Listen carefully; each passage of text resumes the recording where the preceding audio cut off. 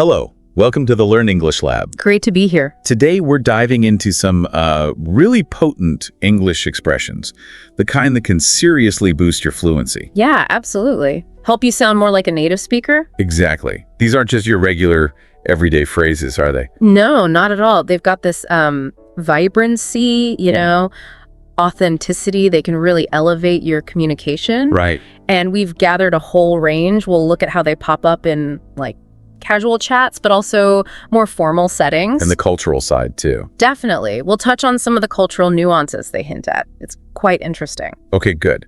So the goal here is really to equip you, the listener, with practical tools. Right. So you can not only understand these phrases, but actually feel confident using them in your own English conversations. Perfect. Okay, let's get into it then. We'll start with some casual and social expressions. First one up, bite the bullet. Bite the bullet. Okay. This basically means facing a difficult or, unpleasant situation with courage. With courage, right. Yeah, determination often means enduring some discomfort just to get through it. And the origin story for this one is pretty intense, isn't it? It is, yeah. It's thought to come from 19th century military history. Right. So imagine soldiers maybe having surgery without anesthesia, literally biting down on a lead bullet to cope with the pain.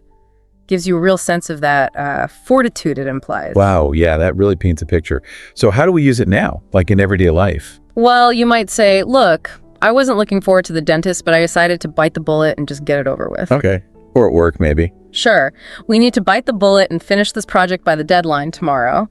It really shows that sense of resolve, stoicism even. The stiff upper lip thing. Kinda, yeah. Tackling something challenging head on, even if you don't want to. So are there other ways to say something similar, like related words? Definitely. You could say grit your teeth or face the music, maybe tough it out. Yeah. And words like resolve, stoicism, they capture that underlying attitude. Where would you typically hear it? It's pretty common in informal chats, workplace discussions, especially when you're encouraging someone, to tackle something they're hesitant about. And the cultural hint. It sort of points to that cultural value of enduring hardship, maybe without complaining too much. Interesting.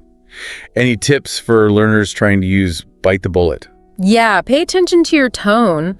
It can sound resigned or determined or even encouraging, depending how you say it. Right. Also, it's useful, but maybe don't overuse it. And, that directness might not fit every cultural situation. Good point. Okay, next up in the casual group. Spill the beans. This one sounds kind of fun. It does. Spill the beans just means to reveal a secret or disclose confidential info, often by accident. Accidentally revealing things. Okay. And the origin, I heard something about voting. That's one compelling theory, yeah. Links back to ancient Greece, supposedly. They used beans, maybe white and black, for voting. And if someone literally spilled their container of beans, well, it could reveal the vote count early. You can just picture that, can't you? That moment of accidental disclosure. Yeah, I can. So how would we use it today? You might ask someone playfully, like, come on, spill the beans. Who's throwing the surprise party? Right. Or maybe after the fact. Yeah, someone might say, oops, I didn't mean to spill the beans, but I mentioned she's moving abroad.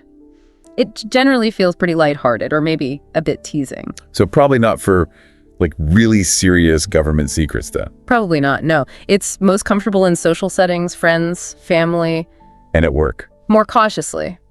Often about accidental leaks, like maybe about a new product before the official launch. Gotcha. Similar phrases. Let the cat out of the bag is very similar. Or just more informally, blab. And culturally. It touches on those social dynamics, Yeah. Trust, sharing information, gossip sometimes. Right. So tips for learners using spill the beans. Definitely use it playfully. Watch your tone, keep it informal. Learning synonyms like let the cat out of the bag is good too. Avoid sounding repetitive. Exactly. And again, cultural sensitivity. How secrets are handled varies a lot, doesn't it? Some cultures value discretion much more. Crucial point. Okay, last one in this casual group, and it's a bit darker. Kick the bucket. Ah, yes. Kick the bucket. It's a euphemism, a very informal way of saying someone has died. A euphemism. Like a softer way to say it. Sort of, but this one's often used with humor. Dark humor, really. Dark humor, right. And the origin. Also a bit grim. Yeah, the theories are unclear, but one rather grim one connects it to death by hanging. How so? The idea is that the person might have been standing on an overturned bucket and then kicked it away. It's a stark image. Definitely morbid. So how is it used now? Is it always about people dying? Not always, actually. You might say, my old laptop finally kicked the bucket, meaning it stopped working, it's finished. Okay, so for objects too. Yeah. Or, using that dark humor, someone might say, he always joked he'd kick the bucket before 80, and, well, he did. Right. So related words would be? Well, the more polite term is pass away, or slangier, you might hear croak, or give up the ghost. And euphemism itself is key vocabulary here. Good to know. Now this one feels like you need to be really careful using it. Extremely careful. Know your audience. It's only for people who get and appreciate that specific, informal, slightly dark humor. So definitely not in formal situations. Absolutely not. Or respectful ones. If you're unsure, maybe practice using it for objects first, like the car or laptop. Good idea. And be aware, in some cultures, joking about death is a serious taboo. So yeah, use this one very, very sparingly. Handle with care. Got it. Okay, let's shift gears. Group 2. Emotional and motivational expressions. Oh. First one. Wear your heart on your sleeve. Right. To wear your heart on your sleeve means you openly show your emotions. Your feelings are obvious, you don't hide them. Being emotionally transparent. Exactly. The origin is often linked to Shakespeare, to Othello, though the meaning has evolved a bit. Any other ideas about where it came from? There's also a connection, possibly, to medieval jousting. Knights might wear a lady's favor, like a scarf, on their sleeve. Showing their affection publicly? Kind of signifying their affections, yeah. So being open about feelings. How would you use it to describe someone? You might say, oh, she really wears her heart on her sleeve. You always know exactly how she's feeling, if she's upset or happy. Okay. Can it be negative? It can be seen both ways. Like, wearing your heart on your sleeve can make you seem vulnerable, but it also shows you're honest. So sincerity, but maybe too exposed sometimes. Right. What are some similar ways to put it? You could call someone an open book if their feelings are easy to read. The opposite is having a poker face. Oh, okay. And related words are things like vulnerable, candid versus reserved. And where do you hear this most? Very common in personal conversations. You need a bit more caution in professional settings, right? Where maybe more emotional restraint is expected. Makes sense. Advice for learners. Use it descriptively, talking about personality. Think about whether you mean it positively or maybe slightly critically. Practice it in context. And, as always, cultural awareness, how openly emotions are expressed, varies a lot. Valuable. Okay, next emotional one. Get a grip. This sounds a bit like an order. It can do. Get a grip means regain control of your emotions or your behavior, especially if you're overreacting or being irrational. Okay. And the origin.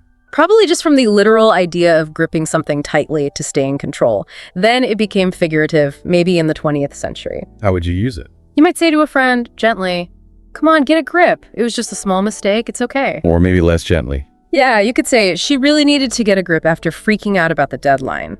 The tone is really key here. It can be supportive or critical. So it really depends on the delivery. Absolutely. It's informal, quite direct, best for casual or maybe semi-professional settings. Similar phrases. Pull yourself together is very close. Or simply calm down. And the state you want someone to reach. Composure, the opposite being maybe freaking out or losing it. Okay. Guidance for learners using get a grip. Practice the tone. Use it sparingly. As you said, it can sound harsh. Maybe soften it like, hey, try to get a grip. We can sort this out. Good tip. And definitely avoid it if someone's genuinely deeply distressed. It could sound really insensitive then. Learning alternatives gives you flexibility too. Solid advice. Right, let's move to group 3. Professional and persuasive expressions. Starting with think outside the box. A classic. A very common one, yes. Think outside the box means approach a problem creatively, unconventionally, avoid the usual solutions. And this comes from that puzzle, right? The dots. Exactly. The 9-dot puzzle. You have 9 dots in a square, and you have to connect them all with 4 straight lines without lifting your pen. And the trick is? You have to draw lines that extend outside the imaginary box the dots form. So it's a great visual for breaking free from constraints. It became popular in the 70s, 80s. I remember trying that. So how do we use it professionally? You hear it all the time. We really need to think outside the box to attract new customers. Or, thinking outside the box helped us fix that tricky technical issue. So it's generally positive, motivational. Very much so, especially in business, creative fields, education. Is there a downside? Does it get overused? It definitely can sound a bit cliched because it is used so much. Right. Similar ideas are innovate, be creative, break the mold. Okay. Tips for learners. Use it in professional discussions. It shows you value innovation, but maybe try to vary it with synonyms sometimes. Because of the cliche factor. Yeah.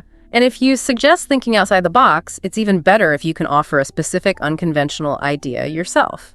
Makes it more concrete. Good point. Make it real. Okay, next professional one. Put your money where your mouth is. Sounds challenging. It often is. Put your money where your mouth is means you need to back up your words with action or resources. Show you're serious. Show commitment. So it's not just talk. Exactly. Stop talking, start doing, or start investing. The origin is likely early 20th century, maybe from gambling or business bets. Oh, you had to actually put cash down. Right. The money is symbolic of real commitment, real resources, taking a risk based on what you claim. How would this sound in a business meeting? Someone might say, if you really believe this project will work, it's time to put your money where your mouth is and secure the funding. Or maybe more personally. Yeah, you keep saying you support the cause, but are you willing to put your money where your mouth is and donate? The tone can be encouraging, but often quite challenging. Yeah, it feels like it could be confrontational. It definitely can. So use it with care. It's often used to call out empty talk. Similar phrases. Back it up, walk the talk. Related ideas are commitment, prove yourself, versus just bluffing. Where would you use it? Pretty common in negotiations, maybe challenging someone's sincerity.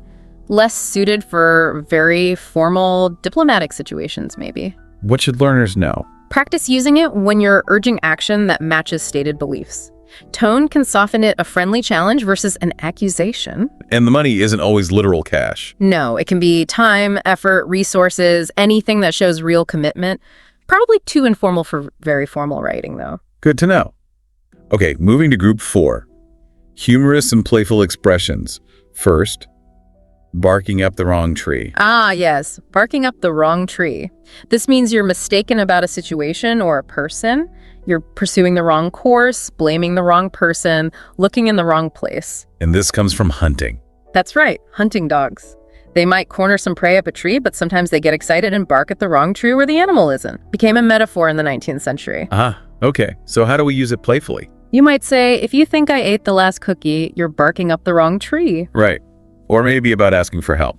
Yeah, she was barking up the wrong tree, asking him for tech support. He barely knows how to turn on his computer.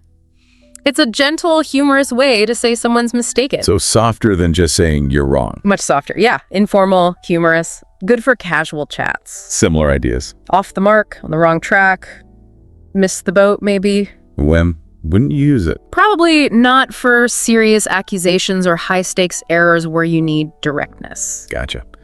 Tips for learners. Emphasize the playful tone. Practice it in hypothetical situations. Avoid it when correcting really big mistakes. Learn the structure. You're barking up the wrong tree. He's barking. And the hunting image might not land the same way everywhere, culturally. True. Okay, next playful one. The ball is in your court. From sports. Yes, from tennis or similar court games. The ball is in your court means it's now someone else's turn to act or make a decision. You've done your part. Right, like hitting the ball over the net. Exactly. Now it's their responsibility to return it, to make the next move. Came about early 20th century. How would we use this? So you could say in an email, I've sent the revised proposal, so the ball is in your court now. Or in a personal situation. Well, she apologized sincerely. Now the ball's in his court to decide if he can forgive her. It's pretty neutral, just indicates a transfer of responsibility. So passing the buck, almost, but maybe more formally. It can be seen that way sometimes, but often it's just stating a fact. Your move is similar, more direct. Take the initiative is what the other person needs to do. As a formal or informal. It can work in both professional and personal contexts, can sound polite or a bit assertive depending on the delivery. What should learners remember? Use it when you're clearly handing off the next step. Vary your tone. Give context so it's clear what the next step is. Avoid overusing it. And if someone says it to you, the expectation is you'll respond or act. Right, you need to return the ball. Okay, group 5. Expressions for emphasis and exaggeration. First, Over the moon. Ah, a lovely one. Over the moon just means extremely happy, delighted, ecstatic. And this comes from... Very likely from the nursery rhyme. Hey, diddle diddle, the cow jumped over the moon. Such a whimsical image of pure joy, right? It suggests that extreme level of happiness. It really does. So how do we use it? You'd exclaim it. She was absolutely over the moon when she got into her dream university. Or, we were just over the moon when the baby arrived. So pure, intense happiness. Exactly. Informal, very positive, reserved for really big, happy moments. Synonyms. Ecstatic, thrilled, elated. Another idiom is on cloud nine. Where wouldn't you use it? Probably not in really subdued or formal settings. It's quite expressive. Tips for learners using over the moon. Let your voice show the emotion. Really emphasize it. Save it for those genuinely big, wonderful moments. Learning synonyms helps add variety. Yeah. And maybe be aware the whimsical nature might feel a little unusual in some cultures, might need slight context. Noted. Okay, next for emphasis. A dime a dozen.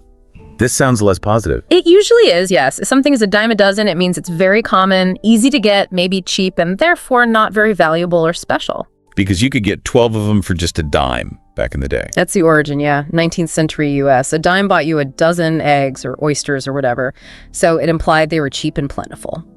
How would we use it now? You might say dismissively, oh, those tourist souvenirs, they're a dime a dozen down at the market. Or, ideas are a dime a dozen, execution is what matters. So, often critical or dismissive. Yeah, it often carries that tone. Commonplace, run-of-the-mill, plentiful, generic. These are similar ideas. You hear it in casual chats, maybe critiques of unoriginal things. Definitely not a compliment, though. Almost never. Avoid it if you want to praise something. What should learners keep in mind? Use it critically to downplay something's value or originality. Watch the tone, it can sound a bit snarky. Usually applies to objects, ideas, maybe excuses, less often to people directly. And the dime part is US specific, might need explaining elsewhere, though the meaning is generally understood in English-speaking places. Got it. Okay, group 6. Agreement and disagreement. First, on the same page. A very useful one, especially professionally. To be on the same page means you agree, you share the same understanding or goals, you're aligned. And the image is from? Likely from musicians reading the same sheet music, or actors reading the same script page. Everyone's working from the same information. 20th century origin. How do we use it? Very common in meetings. Okay, before we start, let's just make sure we're all on the same page about the objectives. Or, good discussion. I think we're finally on the same page about the budget. So, confirming alignment. Exactly. Aligned, in sync. The goal is often consensus. You hear it constantly in collaborative work. Tips for learners. Use it to check or confirm understanding. Pair it with questions. Are we on the same page? Just want to get us on the same page. Keep the tone inclusive. Try not to overuse it. Maybe mix it with aligned. And the emphasis on explicit alignment might feel different depending on cultural norms around collaboration. Makes sense. Next one, see eye to eye. Similar, but different. Similar, but usually implies a deeper level of agreement. Sharing the same fundamental viewpoint. Not just understanding, but truly agreeing. Okay. And the origin. This one goes way back, often traced to the Bible, the book of Isaiah, about watchmen seeing eye to eye when the Lord returns, meaning seeing the same thing, being in harmony. How do we use it now? You might say, we don't always see eye to eye on politics, but we respect each other. Or, positively, the partners really see eye to eye on the company's future strategy. So it implies full agreement or harmony. Yes, exactly. Agree is a direct synonym. The opposite is disagreement or discord. It feels maybe slightly warmer, more personal than on the same page, even in professional contexts. Okay. What should learners remember? Use it for both positive agreement, we see eye to eye, and lack of agreement, we don't see eye to eye. Emphasize harmony when agreeing. Maybe combine it with why you agree or disagree. Probably a bit too informal for very formal writing. And again, cultural notes apply. Some cultures prefer less direct statements of agreement or disagreement. Right. Okay, next, a way to disagree politely. Beg to differ. Sounds quite formal. It is quite polite, yes. Beg to differ is a way to state your disagreement respectfully, often used when you want to be diplomatic. Dates back to the 16th century. How does it sound in use? You might say, with all due respect, I have to beg to differ with your interpretation of the results. Or, more simply, I understand your point, but I beg to differ on the best solution here. So it softens the disagreement. Precisely. It signals you're about to disagree, but you want to do it politely. Disagree is the core meaning. With all due respect, often goes with it. Where is it most useful? Good for professional meetings, academic discussions, maybe even formal debates. Anywhere maintaining politeness while disagreeing is important. Tips for learners. Practice the polite, calm tone. Use it when you need to present a contrary view without being aggressive. Adding other softening phrases helps too. Avoid overusing it in very casual chats. It might sound a bit stiff. And in very direct cultures, it might seem overly formal or even slightly insincere if not delivered well. Interesting cultural point. Okay, last one for this group. You're preaching to the choir. Ha ha ha, yes. You're preaching to the choir, or sometimes preaching to the converted, means you're trying to convince someone who already agrees with you. Your argument is unnecessary for this audience. And the origin is church. Yes, 19th century American churches. Imagine a preacher giving a sermon about the importance of faith to the church choir. They already believe it. Right, they're already on board. Exactly, so the effort is redundant. How do we use it? Maybe humorously. You could laugh and say, "Don't tell me we need more holidays, you're preaching to the choir." Or, "Trying to convince us recycling is good." Seriously, you're preaching to the choir here. So it acknowledges shared views. Yes. Key ideas are redundant, like-minded, it's informal, often playful, good for confirming you're already in agreement. What should learners keep in mind? Use it with humor, usually. Apply it when someone's arguing a point you fully support. Obviously, don't use it when you actually disagree. Learning synonyms is good. And the church imagery might not be instantly obvious to everyone, but the meaning is usually clear from context. Okay, moving on. Group 7. Time and urgency. First, in the nick of time. In the nick of time. This means just barely in time, right at the last possible moment before it's too late, narrowly avoiding a negative outcome. And nick means like a precise moment. Exactly. From the 16th century, nick could mean a notch or a precise point. So right at that critical instant. How do we use it to add some drama? You'd say, "Phew, we submitted the report in the nick of time right before the system closed." Or, "The ambulance arrived in the nick of time." It conveys urgency and relief. So close call, but successful. Yes. Last minute, just in time, a close call. It's great for storytelling, building a little suspense. Tips for learners. Use it when telling stories about near misses. Emphasize the drama, the relief. You can add just or barely, just in the nick of time. Try not to overuse it. Save it for genuinely close situations. And the level of drama it implies might vary culturally. Good point. Next time expression. Time flies when you're having fun. Everyone knows this one. A very common proverb, yes. It simply means that time seems to pass much more quickly when you're enjoying yourself, when you're engrossed in something pleasant.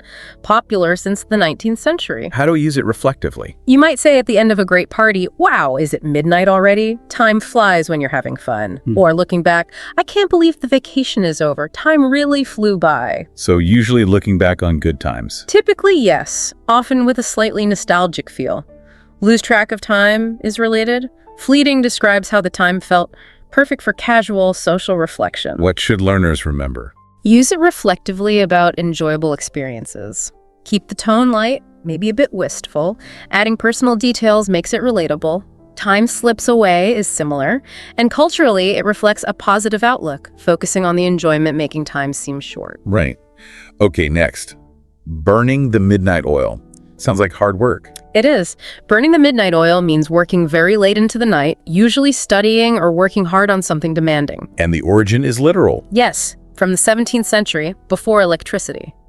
People used oil lamps to work after dark, so burning the midnight oil meant using up lamp oil to work late. How do we use it to talk about dedication? You could say she's been burning the midnight oil every night to finish her PhD thesis, or the whole team was burning the midnight oil to meet that crucial client deadline. Conveys effort, dedication. So specifically late night work or study. That's the core meaning, yes. Intense focus, long hours. Pulling an all-nighter is similar, maybe even more extreme. Grind is a modern slang term for this kind of effort. Where do you hear it? Often in professional or academic contexts. Maybe explaining why someone is tired or unavailable. Tips for learners. Use it for periods of intense late-night work. Emphasize the effort. Mention why the work was necessary, probably not for just staying up late watching movies. And the cultural aspect reflects valuing hard work, maybe sacrificing sleep for goals. Good point. Final time expression. The early bird catches the worm. Another proverb. Indeed, the early bird catches the worm. This means that acting early, being proactive and punctual gives you an advantage and increases your chances of success. From the 17th century. How do we use it to encourage promptness? You might advise, get to the sale early if you want the best deals. The early bird catches the worm. Or motivating someone, let's start planning now. Remember, the early bird gets the worm. So being proactive is key. Exactly. Proactive, punctual. The key benefit is gaining an advantage, useful for encouraging action in competitive situations or just general planning. What should learners keep in mind? Use it for motivation to highlight the benefit of acting early. It's quite well known, so use it naturally. Avoid overusing it. And culturally, it strongly reflects the value placed on punctuality and seizing opportunities early in many Western cultures. Right. Okay, Group 8, success and failure. First, hit the nail on the head. Hit the nail on the head. This means you are exactly right, perfectly accurate in your assessment, statement, or action. Comes from carpentry. Hitting the nail cleanly. Precisely, a direct hit. Been used metaphorically since around the 15th century. How do we use it to praise accuracy? You'd say, wow, you really hit the nail on the head with that analysis. That's exactly the problem. Or, she hit the nail on the head when she said, we need better communication. It's strong praise. So, pinpointing something perfectly. Yes, spot on, accurate, precisely right. A more informal version is hitting the bullseye. Good for professional, academic, or even personal praise. Tips for learners. Use it to give strong, positive feedback on someone's accuracy or insight. Emphasize the precision. Combine it with what they got right. Try not to overuse it. Save it for when someone is truly spot on. The carpentry image is pretty intuitive. Got it. Next, the opposite maybe, fall flat. Yes, kind of the opposite. To fall flat means to fail completely to achieve the intended effect. It was ineffective, didn't work, didn't land. Origin, like something literally falling over. Yeah, like dropping something and it just lies there flat and lifeless. Or maybe a performer falling. Became common in the 19th century for things that fail to impress. How do we use it to describe failure? You might say, unfortunately, his big joke fell flat, nobody laughed. Or, the marketing campaign fell flat, it just didn't connect with consumers. Describes a lack of impact. So it didn't achieve its goal. Exactly. Flop or bomb are more informal synonyms, especially for performances or products. Ineffective, disappointing, useful for reviews, critiques. What should learners remember? Use it to describe something that failed to have the desired effect. Maybe add context on why. Keep the tone fairly neutral, though it is critical. Probably avoid it in very formal reports unless the failure was clear. And maybe soften it slightly in cultures that prefer indirect criticism. Okay. Next, on a roll. Sounds positive again. Very positive.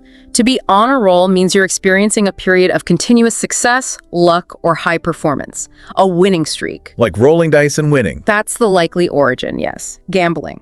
Rolling dice successfully again and again. Popular in the 20th century. How do we use it for a success streak? You'd say enthusiastically, our sales team is really on a roll this quarter. Or personally, I must be on a roll. I passed my driving test and got a job offer in the same week. Conveys momentum, excitement. So a winning streak. Yes, streak, hot streak, momentum. You might tell someone who's on a roll, keep it up.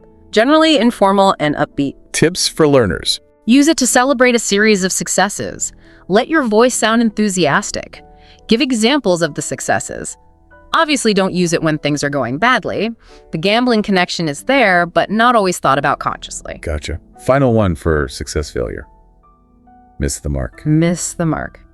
This means to fail to achieve a specific goal or meet expectations, but perhaps not a total failure, just inaccurate or falling short. Like an arrow missing the target. Exactly. From archery, you aimed, but you didn't hit the center, or maybe missed the target altogether. Used metaphorically since the 19th century. How do we use it for falling short? You could say, the report was okay, but it missed the mark on analyzing the long-term risks. Or, my attempt to cheer him up missed the mark, he still seemed down.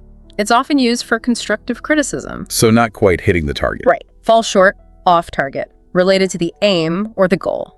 Useful in professional feedback, reviews, or reflecting on personal efforts that didn't quite succeed. What should learners remember? Use it for critiques, often suggesting improvement. Explain how or why it missed the mark. Keep the tone constructive, analytical. Probably a bit more formal than just saying something failed. The archery image is quite clear. Okay, Group 9, effort and perseverance. First, Go the extra mile. Go the extra mile. This means doing more than is required or expected, putting an extra effort to achieve something or help someone. And this has a biblical origin. Yes, it's often linked to the Sermon on the Mount in the Bible, Matthew 5:41, about being forced to carry a soldier's pack for 1 mile, but choosing to carry it for 2, voluntarily doing more. How do we use it to praise dedication? You'd say, she always goes the extra mile for her students, or the hotel staff really went the extra mile to make our stay special. It's high praise for effort and service. So exceeding expectations through effort. Exactly. Above and beyond is very similar, shows dedication, thoroughness, commitment. Very common in professional praise, recommendations, customer service contexts. Advice for learners. Use it to praise exceptional effort. Emphasize that it was more than required. Give specific examples of the extra effort.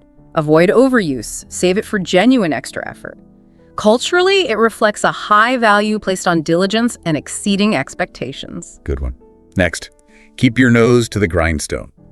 Sounds uncomfortable. It implies hard, focused work, maybe not comfortable. Keep your nose to the grindstone means to work hard and steadily, with focus, without distraction. Like sharpening a tool on a grindstone, you have to focus. That's the image, yes, from the 19th century.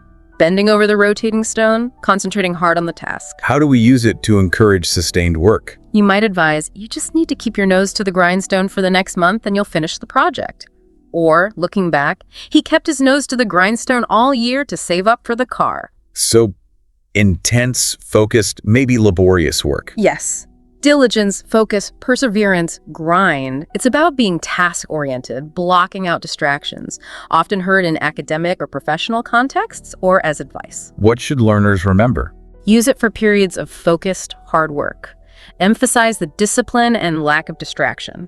Link it to the goal being worked towards. Probably not for fun or creative activities. Culturally, again, reflects a strong work ethic ideal. Right. Next expression. Blood, sweat, and tears. Very dramatic. Extremely dramatic, yes. Blood, sweat, and tears signifies extreme effort, intense hard work, and significant personal sacrifice put into achieving something. Made famous by Churchill. Yes, his iconic 1940 speech offering nothing but blood, toil, tears, and sweat. The phrase captured that sense of immense struggle and sacrifice. How do we use it for huge efforts? You'd say, building this company took years of blood, sweat, and tears. Or, this championship victory was the result of pure blood, sweat, and tears from the whole team, used for major, hard-won achievements. So monumental effort, often painful or costly. Exactly. Sacrifice, toil, struggle, endurance leading to triumph. Used in reflections, speeches, praising significant accomplishments, not for minor tasks. Tips for learners. Reserve it for truly significant efforts involving real sacrifice. Emphasize the cost and the achievement. Combine it with the story of the struggle. Avoid overuse. It can sound melodramatic if applied lightly. The intensity might feel overly dramatic in some cultures. Definitely one for big moments. Final effort 1. Give it your all. Give it your all. Wow. This means to put in your maximum possible effort, hold nothing back, try your absolute hardest. Probably 20th century origin just means expend all your resource energy. How do we use it for encouragement? You'd say, before a performance or competition, just go out there and give it your all. Or praising effort. She didn't win, but she definitely gave it her all. Shows total commitment. So 100% effort. Yes.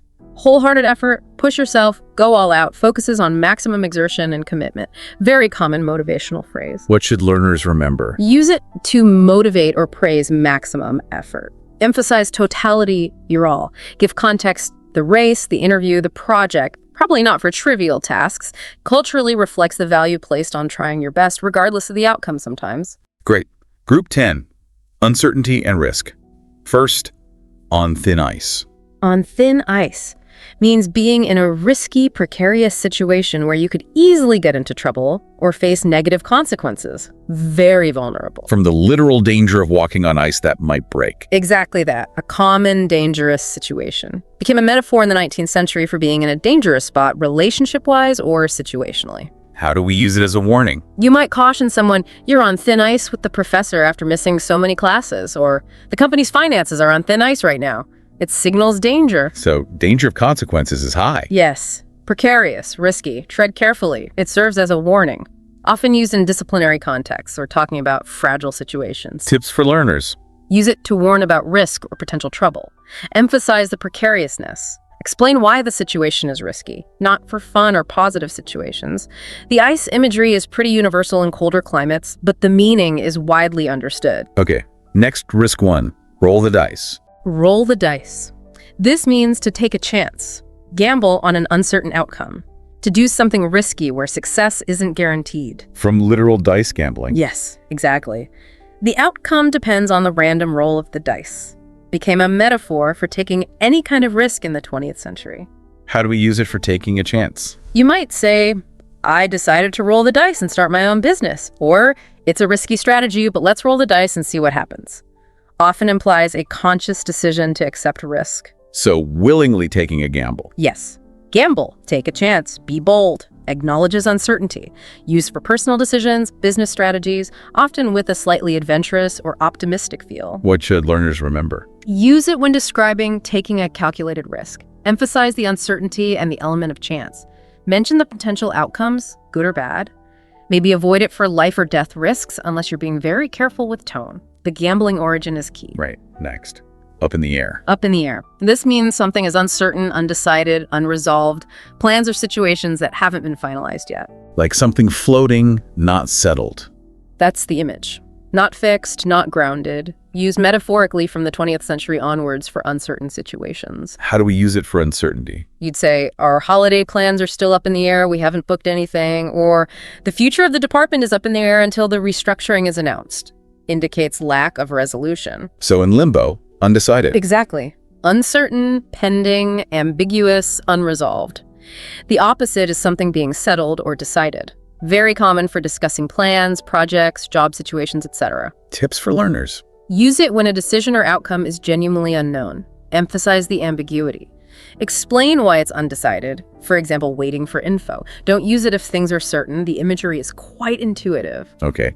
Final one for uncertainty risk. Hedge your bets. Hedge your bets. This means to reduce your risk of loss by having multiple options or strategies, not committing fully to just one course of action, keeping options open. Also from gambling. Hedging a bet. Yes, from the 17th century. Placing bets on different outcomes to minimize potential losses, now used more broadly for risk reduction strategies. How do we use it for being cautious or strategic? You could say she's hedging her bets by applying for jobs in 2 different cities.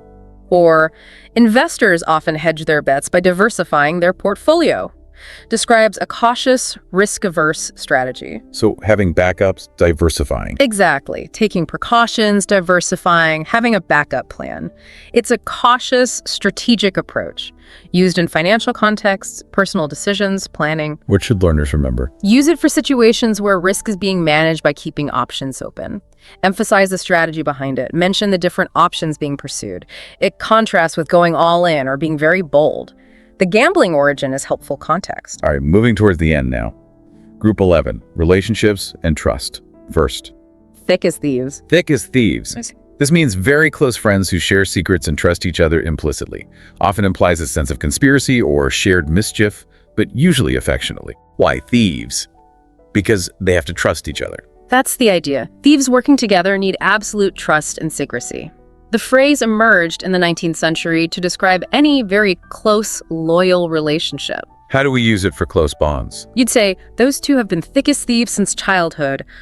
Or, look at them whispering in the corner, thick as thieves, often implies a very close, almost secretive bond. It's a very close-knit. Yes. Close-knit, best buddies, implies loyalty, confidence, strong camaraderie. Used for personal friendships, sometimes close work teams, often nostalgic or affectionate. Tips for learners. Use it for very close friendships or partnerships. Emphasize the closeness and shared secrets trust. Give context. It's informal. The thieves part is purely metaphorical. Don't worry about negative connotations usually. Good to know. Next, a negative one. Stab in the back. Ooh, yes, very negative. To stab someone in the back means to betray their trust, especially when they are vulnerable or not expecting it. A deceitful act by someone thought to be a friend or ally. Comes from the image of a literal sneak attack. Yes, the imagery is of a cowardly, unexpected physical attack from behind, used metaphorically for betrayal since the 19th century. How do we use it for betrayal? You might say, hurt. I can't believe he told my secret. It feels like a real stab in the back. Or, she took credit for my idea. What a stab in the back. Expresses deep hurt and betrayal. So, serious betrayal of trust. Absolutely. Betray, double cross, violation of trust, deceit. The person doing it is a backstabber. Used for personal disloyalty, workplace betrayals, often carries strong emotion or serves as a warning. Tips for learners. Use it for serious acts of betrayal. Emphasize the hurt and broken trust. Explain the specific act of betrayal. Avoid it for minor disagreements or misunderstandings. The violent imagery makes it very strong. Definitely. Okay, more positively. Have someone's back. Much more positive. To have someone's back means to be ready to support, defend, or help them, especially when they are in a difficult situation. To be loyal and protective. Like literally watching out for danger from behind. That's the likely origin, yeah. Protecting someone's vulnerable backside in a fight or dangerous situation became common in the 20th century for general support. How do we use it to show support? You'd reassure someone, don't worry about the presentation, I've got your back, or through all the family drama, my sister always had my back, shows loyalty and support. So being supportive, loyal. Yes. Support, loyalty, stand by, being an ally, showing solidarity, used for personal reassurance, showing team support professionally, encouragement. Very positive and comforting. Tips for learners. Use it to offer or describe support and loyalty. Emphasize the reliability. Give context on how you'll support them. It's fairly informal, but very common. The battle imagery implies strong protection. Great. Last one for relationships. Bury the hatchet. Bury the hatchet. This means to make peace, end a quarrel or conflict, forgive and forget past disagreements.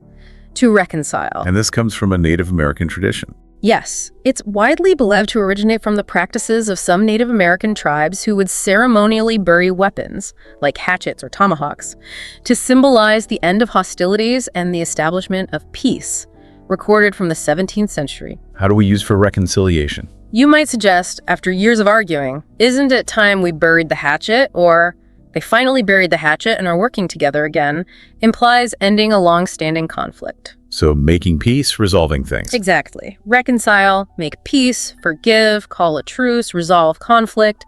Use for personal reconciliation, restoring teamwork, giving advice to end disputes. Often sounds diplomatic or reflective. Tips for learners. Use it when talking about ending conflicts and making peace. Emphasize closure and moving on. Give context about the original dispute.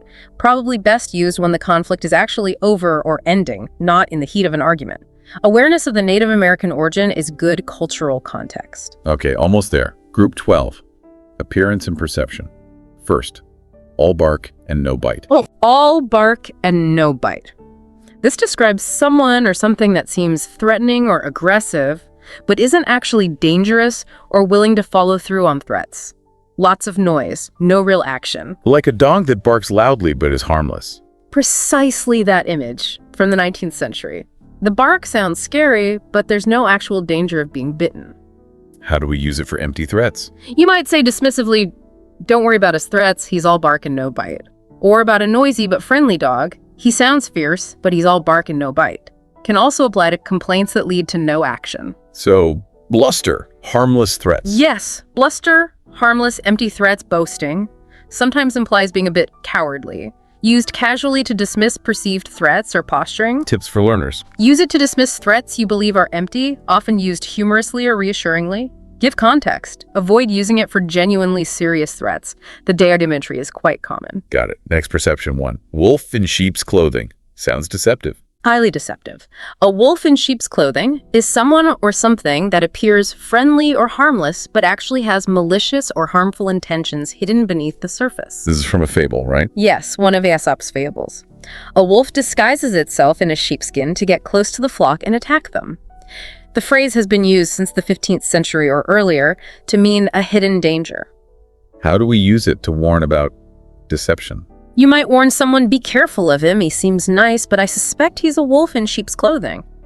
Or describing a scam, that charity looked legitimate, but it was a wolf in sheep's clothing, used to expose hidden danger. So deceptive hidden motives. Exactly. Deceptive disguise, a traitor, a friendly facade hiding ulterior motives, used as a strong warning about potential betrayal or harm. Cautionary. Tips for learners. Use it to warn about perceived hidden danger or malice behind a friendly appearance.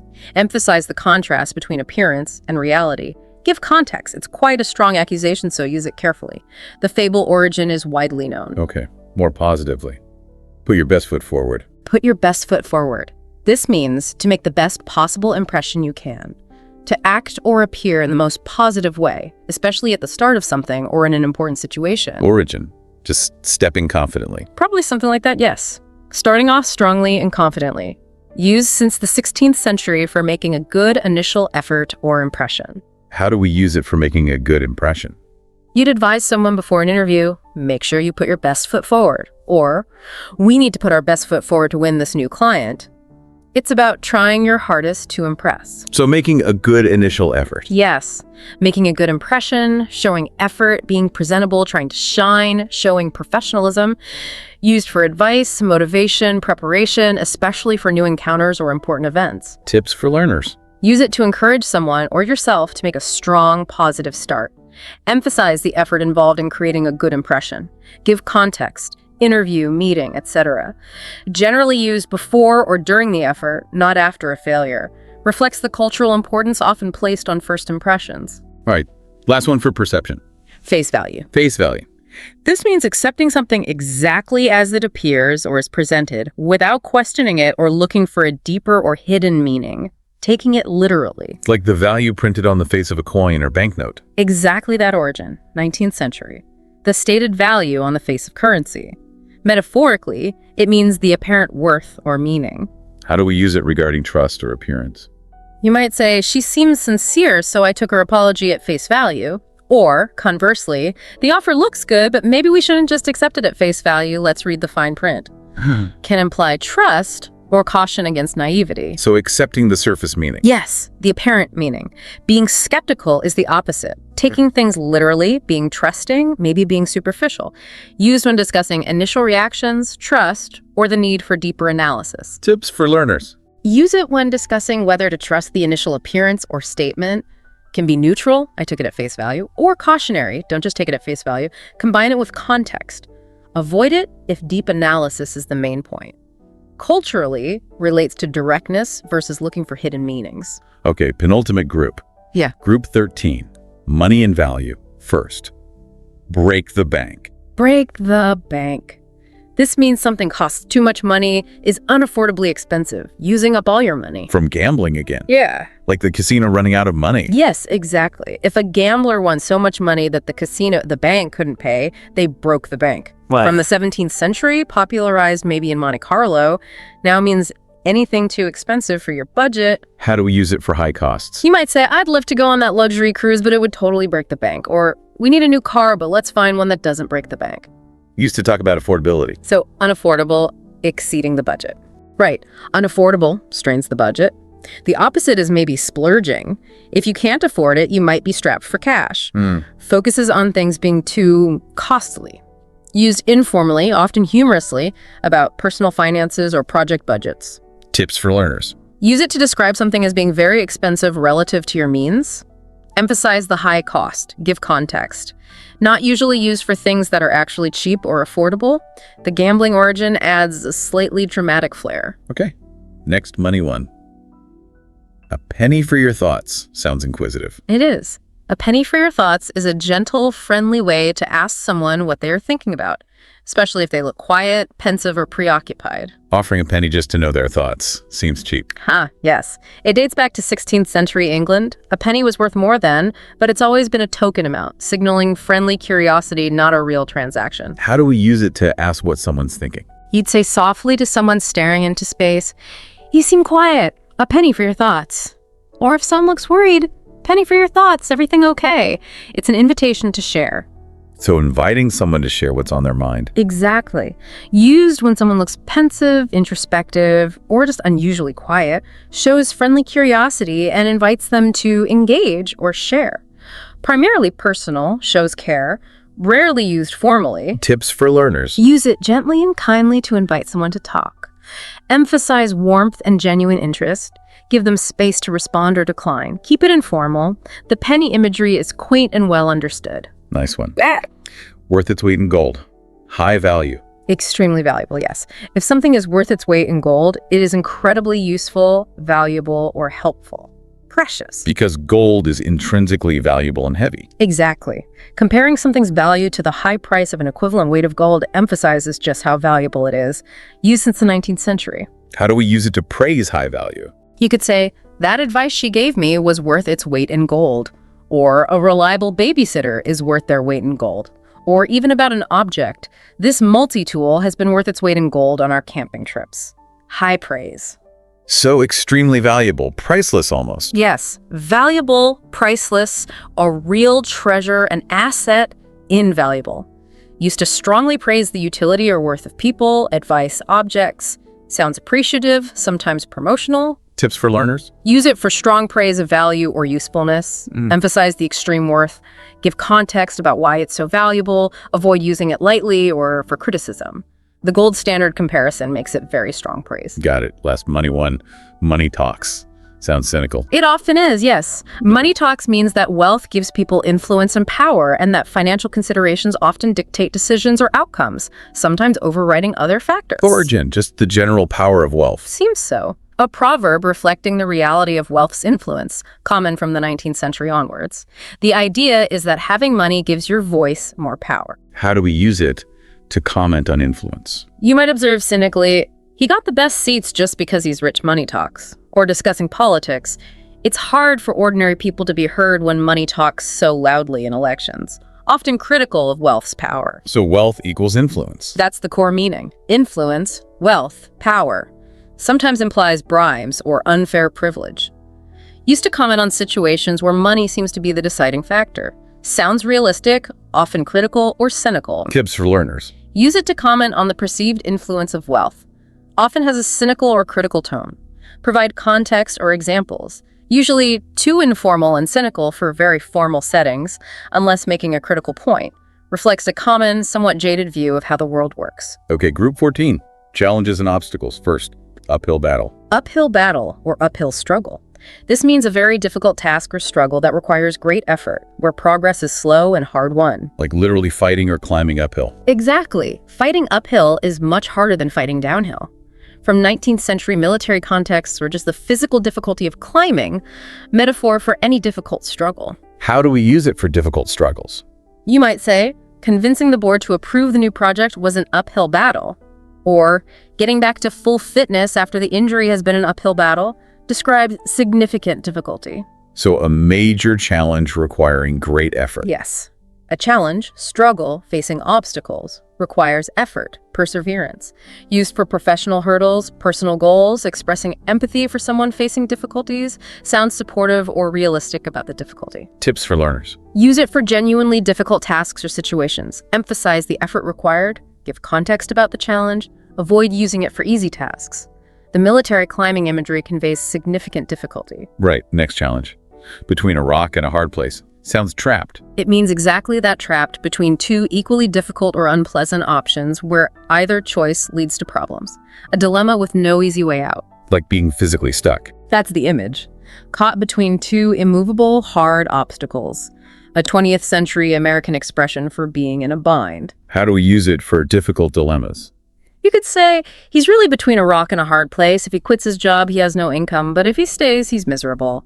Or, the company is between a rock and a hard place with these budget cuts. Describes a tough choice with only bad outcomes. So a no-win situation, a dilemma. Yes. A dilemma, feeling stuck, facing a conflict with no good compromise, a tough call.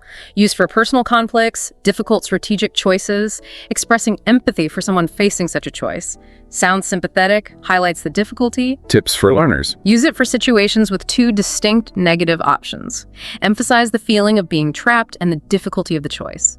Briefly mention the two bad options. Avoid it for simple choices or situations with easy solutions. The imagery powerfully conveys being stuck. Okay, next challenge.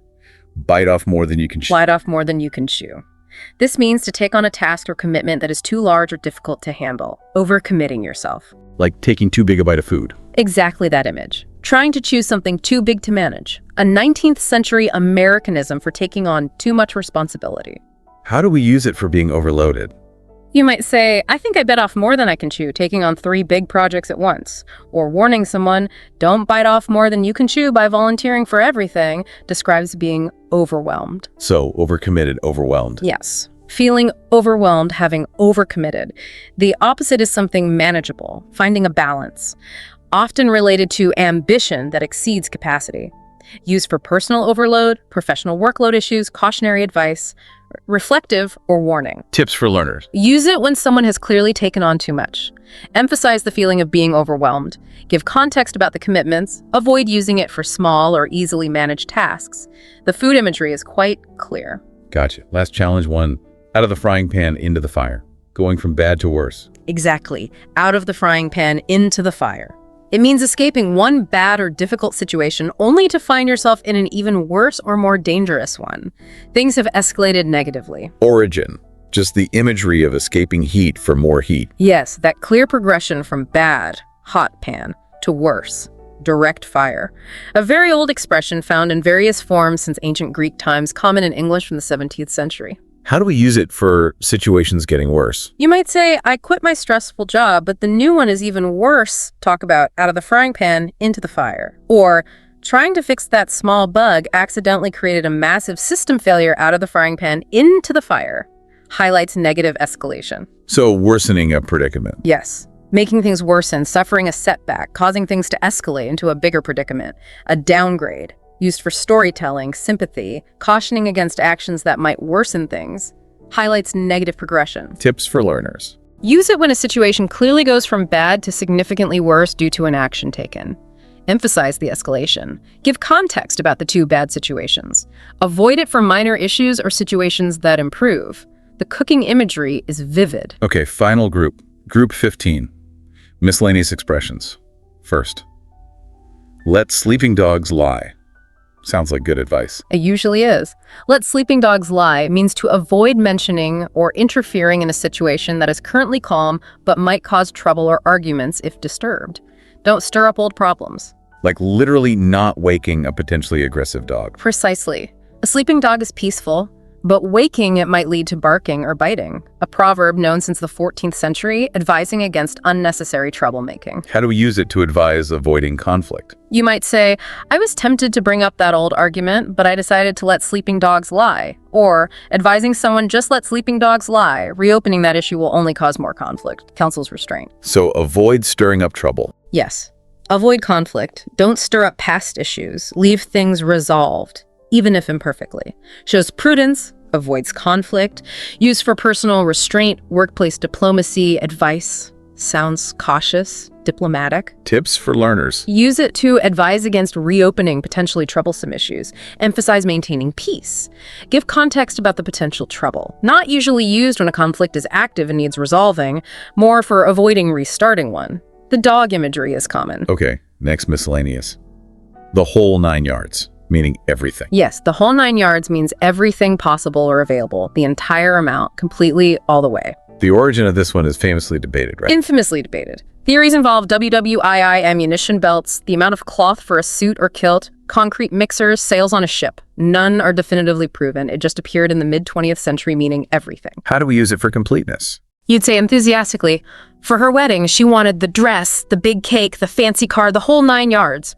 Or, the deluxe package includes the flight, hotel, meals, tours, the whole 9 yards, means the complete, often extravagant version. So everything, all-inclusive, all out. Right, everything, comprehensive, all out, thorough, often implying extravagance. Used to describe comprehensive efforts, packages, or situations. Sounds enthusiastic, sometimes promotional. Tips for learners. Use it to mean absolutely everything in a given context. Often implies enthusiasm or thoroughness. Give context about what everything includes. Avoid it if only describing a partial effort. The origin mystery doesn't affect its common usage. Okay, nearly done. Last miscellaneous one. When pigs fly, meaning never. Exactly. When pigs fly, or pigs might fly, is a humorous, informal way of saying that something is completely impossible or will never happen. Expresses strong disbelief or skepticism. Because pigs obviously can't fly. Precisely. The image is absurd, highlighting the impossibility. Used since the 17th century as a figure of speech for the impossible. How do we use it to express skepticism? You might say jokingly, he'll clean his room. Yeah, when pigs fly. Or, you think we'll finish this project on time? Pigs might fly. Used humorously to dismiss unlikely possibilities. So impossible. Never gonna happen. Yes. Impossible, highly unlikely, expresses skepticism, highlights absurdity, means never. Used informally, humorously, skeptically, dismisses ideas playfully. Tips for learners. Use it humorously to express disbelief about something happening. Emphasize the skepticism. Give context about the unlikely event. Keep it informal. The absurd animal imagery is key to the humor. Fantastic. Well, we've certainly explored a rich collection of powerful English expressions today, haven't we? We really have. Each one offers such a unique way to, communicate and connect with people, adds real color. And remember, if you're listening, mastering these really does take time and practice. So maybe start incorporating them, gradually into your conversations. Yeah, definitely. Pay attention to how native speakers use them. The context is so important.